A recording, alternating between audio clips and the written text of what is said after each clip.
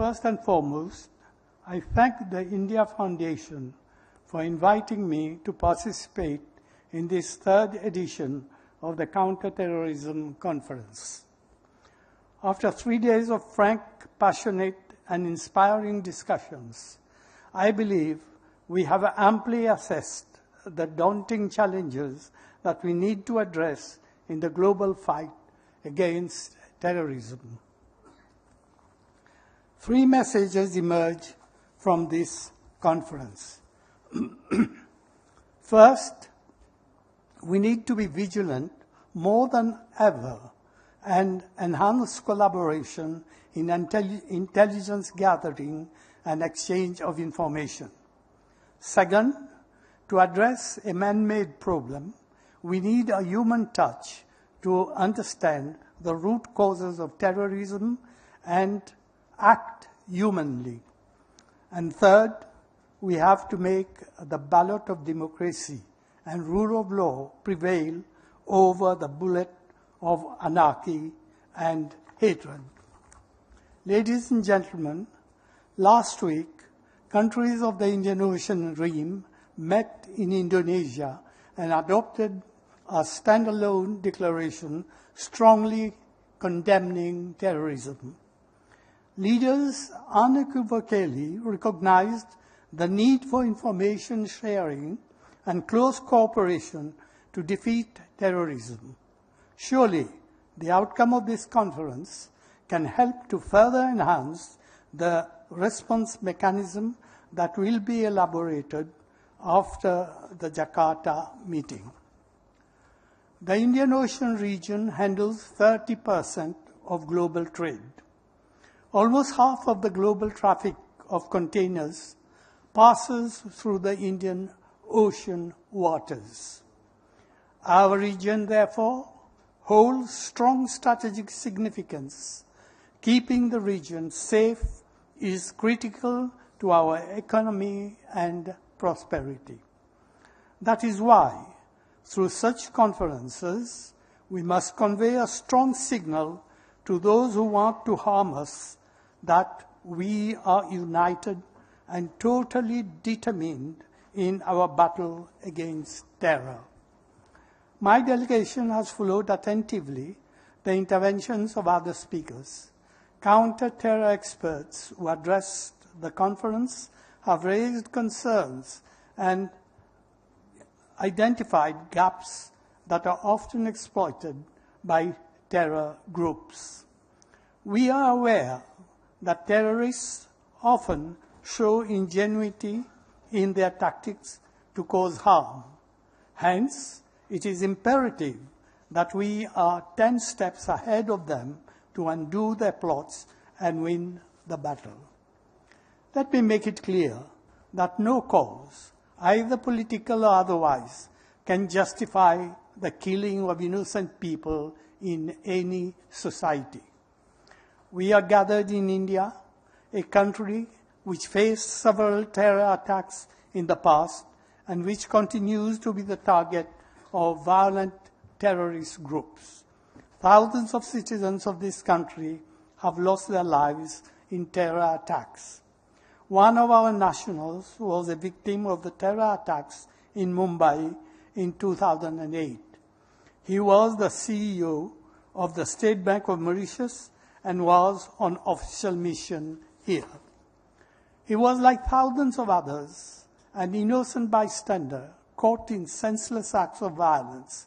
Such heartbreaking events torment us, and we react firmly to condemn them without any reserve. However, I want to stress that the violent terrorist ideology should by no means be associated with any specific religion, nationality, or a particular ethnic group. We are all concerned by this phenomenon. Terrorism is indeed affecting all open societies alike. Ladies and gentlemen, terrorism is posing the gravest threat to mankind. It is a global problem requiring universal action, starting with coordination in and between regions. The Global Terrorism Database indicates that from 1970 to 2015, there have been more than 150,000 domestic and international terrorist incidents registered. If in 2010 there were 4,782 cases registered, the number almost quadrupled in 2014 with 16,118 incidents. Terrorism did not start with 9/11 or with the hostage taking during the Munich Olympics. It outdates these tragic events in our history.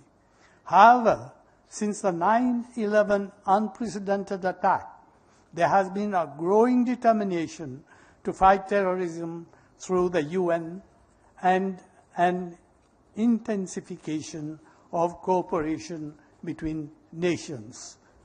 We already have 19 UN instruments and other Security Council resolutions which form the basis for enhancing international cooperation to fight terrorist activities. The UN Global Counterterrorism Strategy, with its 4 pillars adopted by the United Nations in 2006, remains the unique instrument which enjoys a worldwide consensus on the need for joint action against terrorism. Mauritius was a founder member of the UN Counter-Terrorism Committee in 2001. Mauritius is committed to the UN Global Counterterrorism Strategy and joined the global initiative to combat nuclear terrorism as part of its resolve to combat terrorism. My country welcomes the initiative of the Secretary General of the United Nations to create a new counterterrorism office to be headed by a new Under-Secretary General to ensure that due priority is given to counter terrorism across the UN system.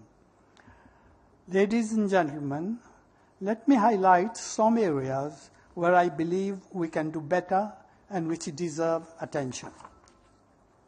1, we need to elaborate a concerted plan of action that will bring all Indian Ocean countries on a single platform that will have an accrued vigilance in respect of potential threats before they spiral into uncontrollable happenings.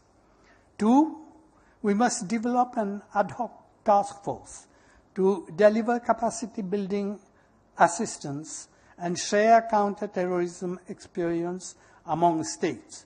Terrorist groups are now using new covert methods such as encryption, use of dark web, and messengers to conduct terrorist activities as well as for recruitment purposes. Radicalization through the internet is a real issue in every country. Therefore, our ICT intelligence units should have the necessary capacity to detect and neutralize these kinds of operations. Capacity building, greater information sharing, and usage of more sophisticated technologies should be the focus of our collaborative efforts.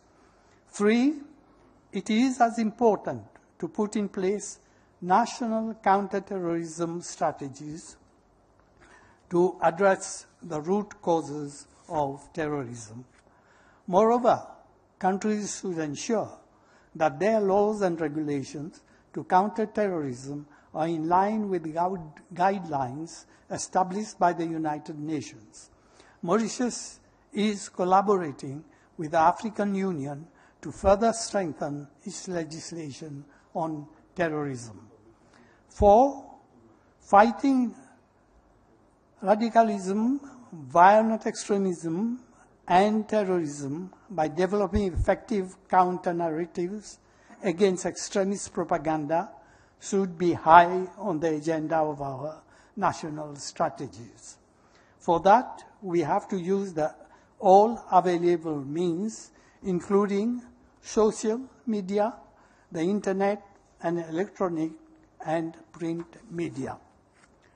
5, we should also enlist the cooperation of civil societies, NGOs, parents, and teachers in identifying and deterring homegrown violent extremists that seek to disrupt social harmony. Civil societies create the space for dialogue and alternatives to violence. In this respect, the value of education, which promotes tolerance, mutual respect for others, and inclusiveness, cannot be underestimated. My delegation firmly believes that fostering dialogue with a society must be part of a participatory strategy that protects communities from recruitment for extremist groups. 6, religious leaders should be our privileged partners in the fight against terrorism. Engaging these leaders is crucial to promote interfaith dialogue, tolerance, and a rejection of the doctrine of violence. 7, we must establish legal systems that criminalize the movement of foreign terrorists, their logistical support, and the networks that facilitate their movements, departure and return, as well as the standardization of punishment procedures. In the same context, the African Union Peace and Security Council emphasized the need for concerted efforts towards drying up the funding sources of terrorists, and neutralizing their modus operandi. 8, respect for human rights and the rule of law are critical when countries develop legislations and national strategies for countering violent terrorism. Mauritius is ready to share its experience and participate in training law enforcement officers on integrating law enforcement standards into their daily practices. And 9, in the appeal that I am making for countries to work in a concerted manner, we must also address the issue of the cost of security, which is very important for small island developing states like Mauritius. Ladies and gentlemen, I mentioned earlier the need for a human-centered approach in addressing the issue of terrorism. True it is that we are dealing with individuals and organizations that breed on hatred and violent killings. We cannot spare them as they are a threat to humanity altogether. But we need to understand what triggers that sort of behavior. What is wrong in the world that fuels so much violence? Can we be happy with the doctrine that might is always right? How do we react when those who advocate the rule of law and justice in the world do exactly the contrary when confronted with issues regarding the interest of others? Some speakers mentioned good and bad terrorists. Can we accept that some people use other people to spread terror for their own selfish interests? These questions are prominent and they need answers if we are to win the battle against terrorism. My country, which has a multi-religious and multicultural population, believes in an equitable world. We believe in equal treatment and inclusiveness.